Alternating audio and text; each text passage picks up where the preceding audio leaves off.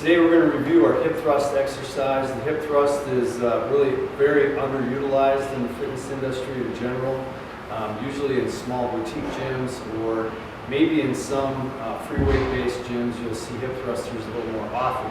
Now the hip thruster itself actually works your hip complex, so your glutes, your hamstrings, your lower back. And for anybody with back pain, typically this is going to be a good exercise for you to work on, mastering over time. And just make sure that you're not trying to exceed your ability at first and give yourself time to get stronger over time. I'm going to show you a couple different variations with our dumbbell hip thrust. First of all, we can use a bench here. What you want to do is have a seat on the ground first, and you want to sit on the ground such that your hips or your sit bones are pretty much straight down from the bench. So we don't want to get sitting too far away from the bench where we recline already when we start. Then we're going to get your feet kind of like a squat position, shoulder width apart on the ground.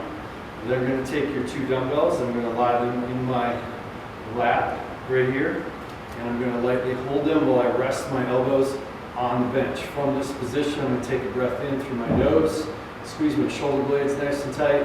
As I exhale, I'm going to drive my hips to the ceiling, okay? Keep my chin tucked. So in this position, I'm trying to squeeze and tighten my abs, lock in my glute muscles.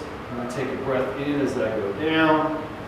Come up, again, locking in the lower abs, locking the glutes. Trying to make sure we're staying nice and flat through this part of your body right here. So we're trying to get to a good tabletop position with that, right? Now, if you don't have a bench to use at home, another variety of this would be to possibly do them on the ground. And so what you could do is lie those dumbbells again right here. From this position, I lock up into my hip thrust, otherwise maybe known as a bridge to some. So again, I'm going to take a breath in through my nose, tighten my core, my abs, maybe flatten my back against the ground, drive the hips up and through. Here I should feel pressure in the heel of my foot at the top of the bridge, all right? And then take that breath in as I lower down. You may consider a slower tempo if you're working from the floor to increase your time on tension, as the difficulty of the exercise will not be as great. And that is our dumbbell hip thruster.